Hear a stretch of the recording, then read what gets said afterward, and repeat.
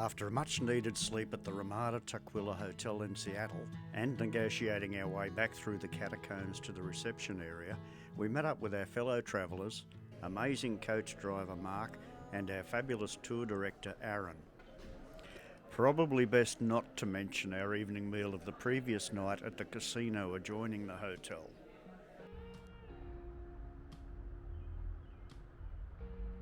Got the sunshine sinking, got some friends here drinking, and it's got me thinking that there ain't nothing wrong. We departed for our first day's destination of Kellog in Idaho, not related to the cornflakes. Got a good girl saying I'm the only one she wants. These are the good days, We like to have fun with them and they like to have fun with us. And you'll see that as we go, because we're going to play some music that compares the two countries. But we'll wait till we get into Canada before we do that. And we're going to go to I Like Better Fred Meyer, which is another good department store. Has everything. If you want to buy a couch, we can bring a couch with us. After leaving Seattle, we travelled east along Interstate I-90. Our first introduction to the mountainous region in Washington state was crossing the Cascade Mountains and through the Snoqualmie Pass, named for the indigenous people of the area and anglicised to the people of the moon. these are the ones that we'll look back and say, damn, what a damn good time. These are the moments, these are the memories, these are the summers. So let's don't let these hours and minutes and seconds go to waste. Hey, 'cause these are the good days.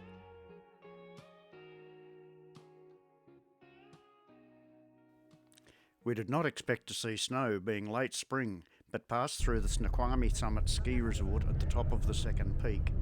It should also be noted that this area was the site for filming of the television show Twin Peaks. After descending from the mountain area, we passed Lake Catchess, which forms part of the Columbia River Basin and is one of three large lakes that straddle the I-90 highway.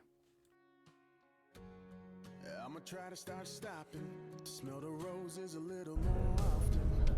Take a couple plans and drop and do just what I want. An example where you can see the valley floor, the foothills, and then the mountains in the back. Slow some time down. These are the good days, these are the good nights, doing our best and living our best life. These are the ones that we'll look back and say, damn, what a damn good time. These are the Okay? Close your credit card.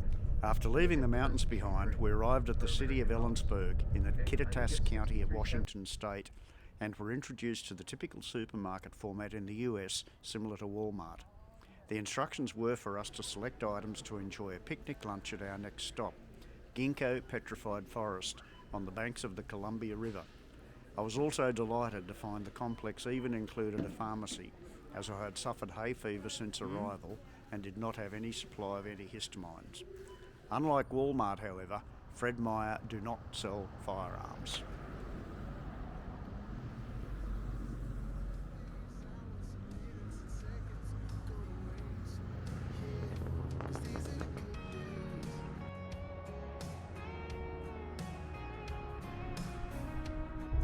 You notice the vegetation is quite drastically different and a lot drier here. 'Cause all we got is right now. So let's slow some time down. But these are the good days, these are the good nights. With so many food choices, but not wanting to delve into the however tempting fried choices, we opted for sushi and water for Kath and a Pepsi for me. Also discovered at this point that Pepsi Max does not exist in North America.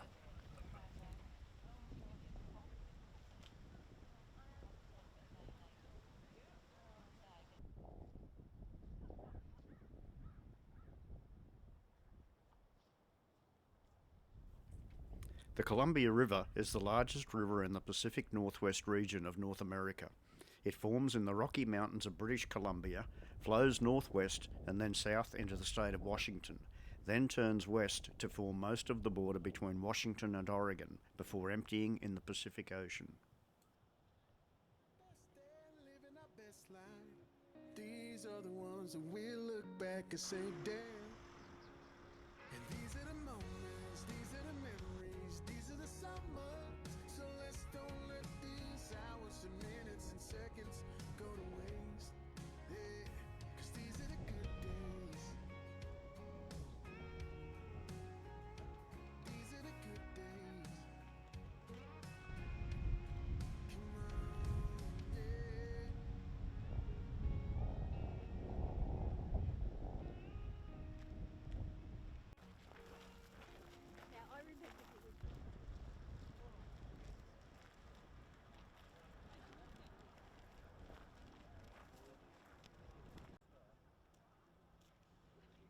Ginkgo Petrified Forest State Park area is a geological preserve and public recreation area covering almost 3,000 hectares on the western shoreline of the Columbia River's Wanapum Reservoir at Vantage, Washington. Petrified wood was discovered in the area in the early 1930s, which led to creation of the state park as a National Historic Preserve. Over 50 species are found petrified at the site, including ginkgo, sweet gum, redwood, Douglas fir, walnut, spruce, elm, maple, horse chestnut, cottonwood, magnolia, madrone, sassafras, yew, and witch hazel.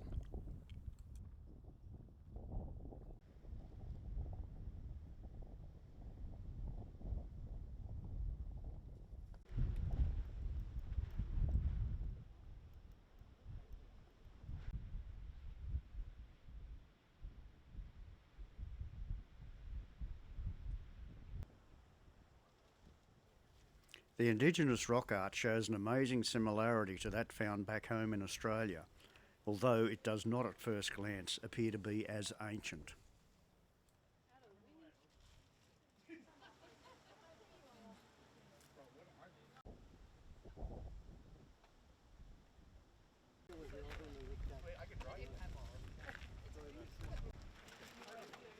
Grizzly bear bucks. All right. Best day, living our best life. These are the ones that we'll look back and say, damn. And these are the moments, these are the memories, these are the Another short comfort stop on the interstate was Sprague Lake Rest Area, approximately 60 kilometres west of Spokane. So let's don't let these hours and minutes and seconds go to waste. Yeah, 'cause these are the good days.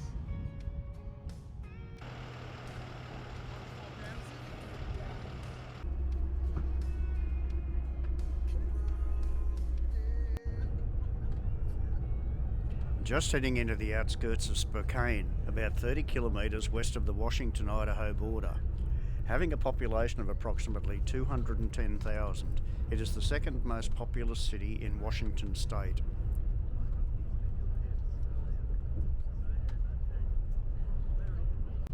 But became incorporated as a city. The name derives from the original indigenous inhabitants of the area, the Spokane tribe, meaning children of the sun. The city is also home to the Fairchild Air Force Base. You guys see those mountains in the distance? That's where we're headed. Up and over. I'm excited to show you the scenery. It's really pretty here. This is a really popular summer destination. Down in the barrow, there was nothing to hold while we let it go. Just smoking cigarettes, empty, we were hot. Staying on the second floor now. I had a nice room on the bottom to bring bags up, but we will not bring them down in the morning. Okay? You guys can put them down in the morning. Our comfortable accommodation for the night, the Silver Inn, Kellog, Idaho. Like some picture show, cross-eyed. To give us a more individual choice for the evening meal, we travelled a further 20 kilometres to the historic and beautiful town of Wallace, Idaho. There was quite a range of eating choices, but we settled on the quirky Blackboard Cafe and enjoyed a tasty lasagna. We also enjoyed a conversation with a couple that regularly travelled to the restaurant from their home 70 kilometres away. He had his own business and was involved in some way with the mining industry. Interestingly, his wife lived for several years in Sydney, so was familiar with Australia.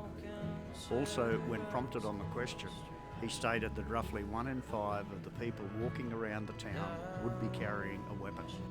He was not, but he did drive a Ram.